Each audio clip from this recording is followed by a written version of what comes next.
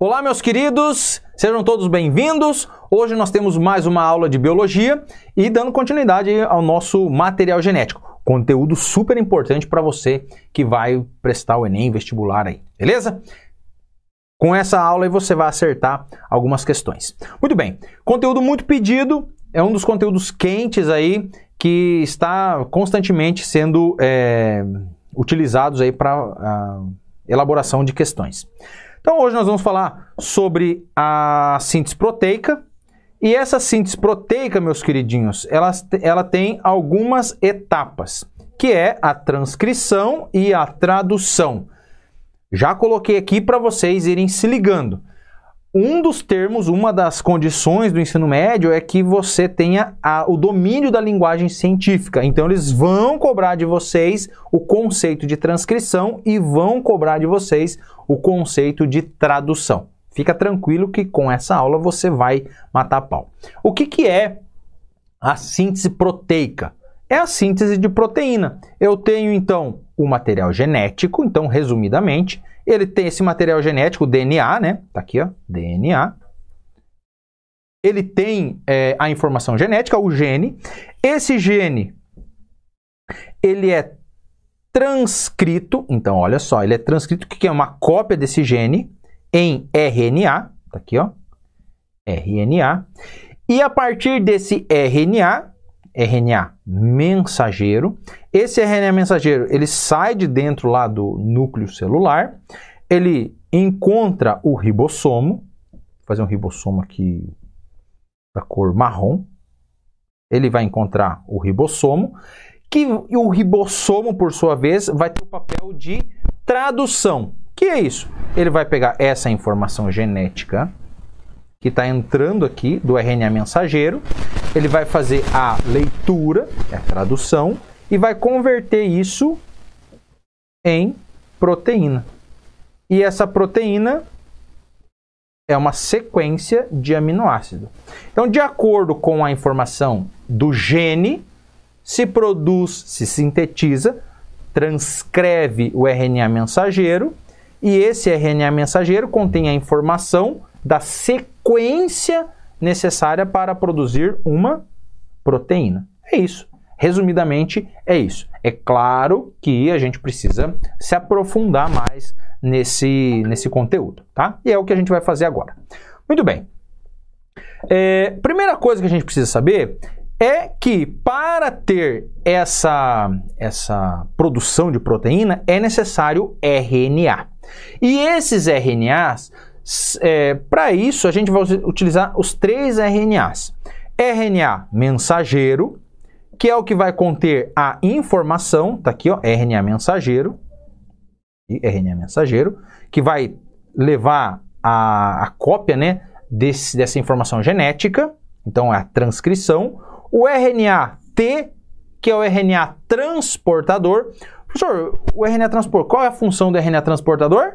Transportar. Transportar o quê? Transportar os aminoácidos de acordo com a necessidade, com a sequência de RNA mensageiro. Não é de uma ordem aleatória, tá, galerinha? E aí nós temos o RNA ribossômico, que junto com proteínas vai formar o ribossomo, tá? Então o ribossomo tem a função de fazer a tradução do RNA mensageiro, que contém a informação genética para a produção da proteína. Então ele faz essa leitura e vai, tá aqui, ó, o RNA mensageiro, passando aqui no RNA ribossômico, e de acordo com a informação dessa sequência de nucleotídeos do RNA, o RNA transportador, tá aqui o RNA transportador, ele vai trazendo, de acordo com a necessidade, os aminoácidos, que vão formando aqui esse cordão, essa proteína, através da ligação peptídica, tá? O que é uma ligação peptídica? É uma ligação entre aminoácido. Peptídeo e aminoácido são sinônimos, tá, galerinha? Às vezes você pode estar estudando aí e escuta lá peptídeo, aminoácido, então são sinônimos. Muito bem. Todos esses RNAs, eles são formados no núcleo celular. O RNA mensageiro, ele é formado através do gene. Então, pode ser formado em diferentes locais do núcleo celular. Geralmente no DNA que está ativo, né? A questão do RNA transportador e o RNA ribossômico, eles são formados no nucleolo. Então, existe lá o núcleo, né? Vamos pensar aqui, o núcleo celular, e lá no núcleo celular eu tenho o nucleolo, que é uma região onde tem um adensamento de material genético. É nesse lugar aí que é produzido, por exemplo, o RNA ribossômico, tá? Que vai formar, junto com as proteínas, o ribossomo. Beleza? Então tá. Seguindo em frente, que vamos ver agora a questão de localização. Então, só para vocês se localizarem aí, nós temos aqui uma imagem real do núcleo celular e aqui o nucleolo, tá? Aqui uma outra imagem, núcleo. Peraí, deixa eu trocar de cor aqui para facilitar vocês observarem.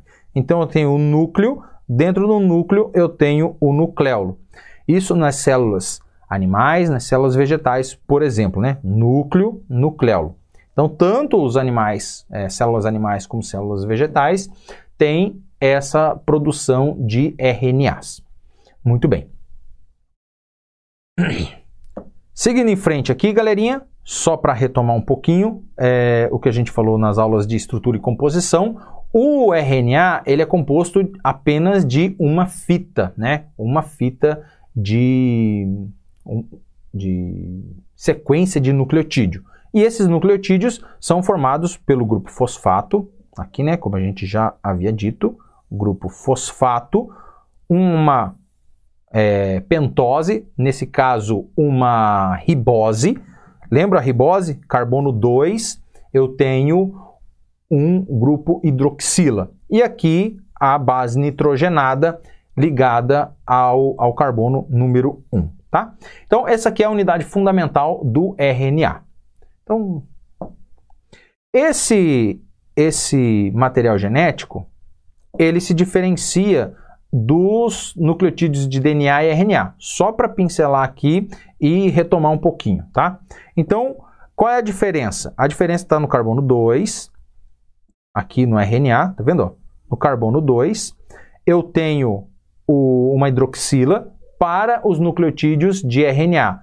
No carbono 2, eu tenho apenas hidrogênio para os nucleotídeos de DNA, tá? No açúcar, tá? Muito bem. Diferenciando entre si, também nós temos as bases nitrogenadas, que a uracil ou uracila está presente apenas no RNA, enquanto a timina está presente apenas no DNA. O restante das bases nitrogenadas, adenina, vou mostrar aqui, adenina, citosina e guanina, elas estão presentes tanto no DNA quanto RNA. Beleza? Beleza. A gente já falou sobre isso. Aqui está a comparação, só passando rapidamente. Aqui nós temos a estrutura do RNA, tá? Mostrando aqui a questão da fita em si e os seus nucleotídeos. Então, o que vai formar essa fita aqui, galerinha? Isso aqui vocês têm que ficar bem claro, a gente já falou sobre isso, mas é importante. É isso aqui, ó. Então, eu estou fazendo um destaque aqui no que se refere à fita do RNA, que é formada por fósforo, açúcar, fósforo, açúcar, fósforo, açúcar. Forma essa fita. E aqui as bases nitrogenadas, que são as bases nitrogenadas. Beleza? Tá joia. Então, seguindo em frente. Sem mais delongas, vamos iniciar o processo para a gente saber como é que ocorre a síntese proteica. Tudo isso inicia-se com o material genético DNA, a eucromatina, que é a parte do DNA que está ativa para a produção de genes. para os genes ativos, né, para a produção de RNA mensageiro. Muito bem. Aqui, então, eu tenho... Vamos pensar aqui que isso marque um gene, tá, galerinha? Então, isso aqui é um gene. Que gene? Um gene, vamos chamar um gene X, sei lá. Qualquer gene. Então, essa sequência, então, daqui até aqui, é um gene, é uma sequência de nucleotídeos que tem uma informação genética que vai produzir uma determinada proteína. Proteína X. Por enquanto, vamos chamar ela de proteína X, tá? O que é necessário fazer nesse momento? É necessário fazer uma cópia desse gene, só que o que acontece? Esse DNA, ele não sai de dentro do núcleo. Eu preciso extrair essa informação do núcleo para processar, né, para sintetizar a proteína. É como se eu tivesse um livro na biblioteca, eu precisasse que essa informação saísse de dentro da biblioteca. Mas eu não posso retirar o livro lá de dentro. Que o livro seria o DNA, a informação. Então eu preciso fazer o quê? Tirar uma cópia. Eu vou lá, tiro um xerox, né? Vamos fazer uma analogia. Eu tiro um xerox do livro. Esse xerox seria o RNA mensageiro, que contém todas as informações genéticas do DNA, daquela sequência de gene. Beleza? Então tá aqui, a sequência de gene. Eu preciso fazer uma cópia. O nome dessa cópia se chama transcrição. Então eu vou fazer uma transcrição desse pedacinho desse gene. Muito bem. Agora, depois disso, galerinha, eu preciso fazer com que ocorra a mágica, né? Como é que vai fazer essa cópia? Como é que é o processo de transcrição? Primeira coisa, esse DNA precisa abrir as suas interações moleculares pontes de hidrogênio. Então tá aqui, ó, a fita de DNA, peraí, vou mostrar aqui para vocês, a fita de DNA e a fita de DNA. Tá aqui, ó, uma fita, a outra fita. E eu preciso agora identificar onde inicia o gene. Então vamos pensar que o gene inicia aqui. O que vai acontecer? Imagine, daqui até aqui é o gene. Então todo esse pedacinho aqui, ele precisa ser copiado.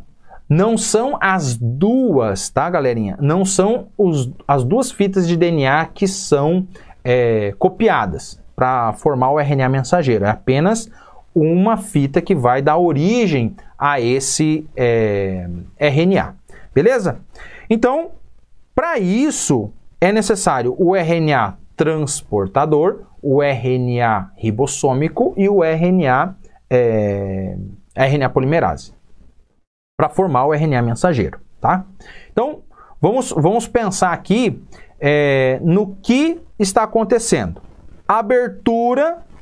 Então, a RNA polimerase, que é essa proteína, ela vai fazer a abertura da fita de DNA e vai começar a identificar os nucleotídeos, a sequência de nucleotídeo do gene requerido, que ela precisa, que de alguma forma o corpo estimulou a fazer a cópia desse gene. Muito bem.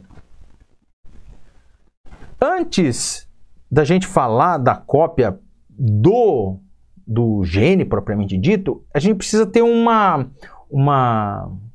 atenção especial no quesito no que se difere o início dos genes. Todos os genes, eles têm um aminoácido inicializador. Então, o primeiro aminoácido sempre será o mesmo. Em todos os genes de todos os seres vivos? Não. Então, aqui a gente vai identificar essa diferença. E eu queria que vocês anotassem. Bom, aqui eu tenho dois representantes, né? Os procariontes. Aqui eu tenho procariontes e aqui eu tenho eucariontes. Aqui que está a grande diferença e eu queria que vocês prestassem atenção. Em arqueias e eucariontes, o aminoácido inicializador é a metionina, que é A ou G. A sequência, né? A sequência de nucleotídeo. No grupo das bactérias, o aminoácido inicial é a formilmetionina, tá? Então fiquem ligados aí que eles podem perguntar sobre isso. Se em todos os genes o aminoácido inicializador do RNA mensageiro é apenas a metionina. Para eucariontes e arqueias, sim. Para bactérias, não. É metionina, tá? Tá aqui, ó. Muito bem. Agora que vocês já sabem do inicializador, nós precisamos saber como é que essa RNA polimerase ela vai trabalhar. Então, ela trabalha da seguinte forma, galerinha. Ela abriu aqui a fita. Então, essa fita aqui ela não serve para a produção do RNA mensageiro, mas essa fita sim. Então, essa fita de baixo aqui ela vai ser a nossa fita chamada fita molde. É a partir dela que nós vamos produzir, né? A RNA polimerase vai produzir, sintetizar o RNA mensageiro. Então tá aqui, ó. Início da sequência é a TAC. Então eu tenho timina, adenina e citosina. Essa sequência é a sequência inicializadora de todos os genes de arqueias e eucariontes. Então, a primeira sequência vai ser adenina, uracil e guanina. Por quê? Porque essa fita é complementar. Peraí. Essa fita aqui, ela vai ser complementar. Então, a RNA polimerase identificou a timina. Se é timina, o complemento da timina, adenina. Tá aqui, ó. Complemento, adenina. A adenina, qual é o complementar? Professor, timina. Não. Timina só está em DNA. Aqui é timina, tá, galera? Ó, isso aqui é timina no DNA. Lembre-se, no RNA, qual é? Uracil. Então, no RNA, o complementar que seria a timina, né? O complementar da adenina é uracil. Então, uracil. Guanina continua da mesma forma. Então, se no DNA é citosina, no RNA, guanina.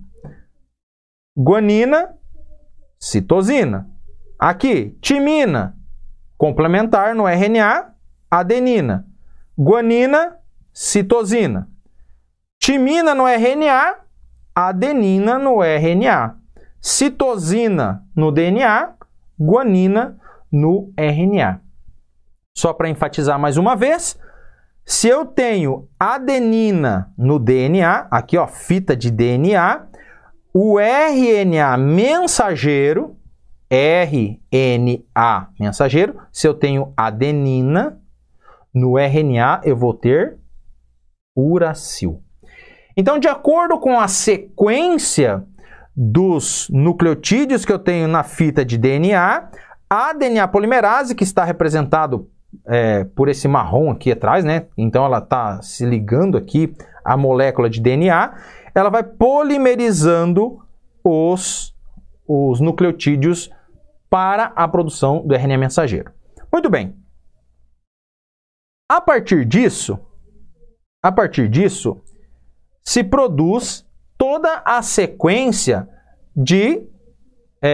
do gene.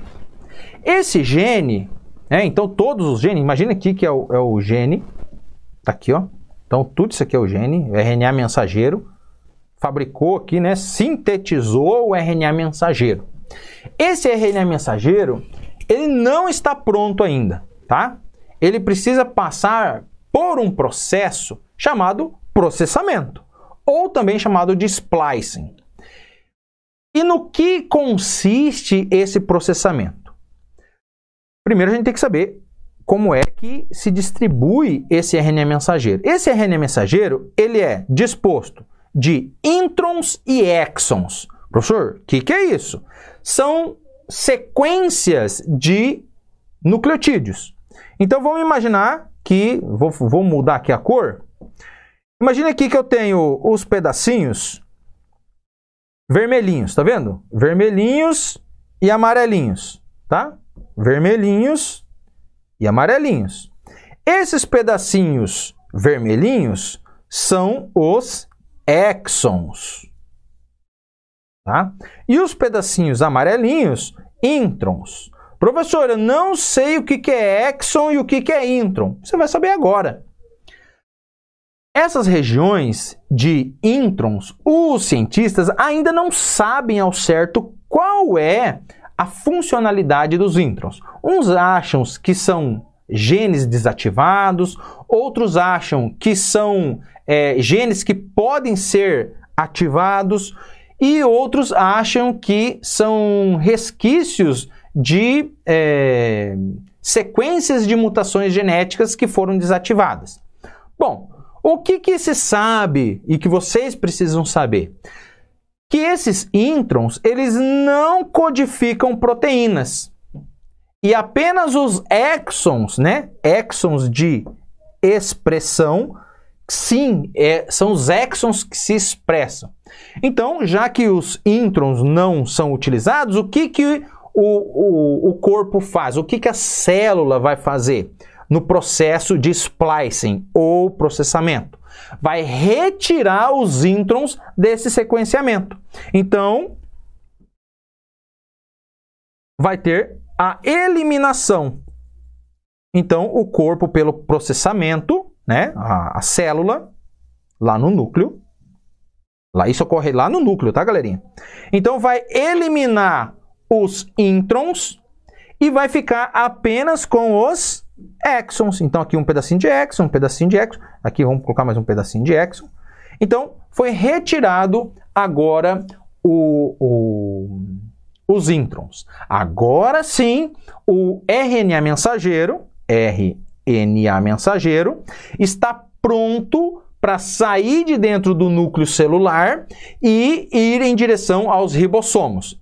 Que eles podem estar, os ribossomos podem estar tanto aderidos ao retículo endoplasmático rugoso, ele é rugoso porque tem os ribossomos, ou para os ribossomos que estão dispersos lá no citoplasma. Só para pincelar aqui e vocês relembrarem. Se caso as proteínas produzidas forem sintetizadas lá no retículo endoplasmático rugoso, essas proteínas sairão de dentro da célula, ou seja, será exportado. Se esse RNA mensageiro ir lá nos ribossomos que estão no citoplasma, essas proteínas serão utilizadas internamente dentro da célula. Lembrem-se também que isso pode ocorrer no núcleo celular, então a síntese, né, de RNA mensageiro pode acontecer no núcleo celular, nas mitocôndrias e nas células vegetais, nos cloroplastos, tá? Núcleo, mitocôndria e cloroplastos. Não esqueçam disso, tá?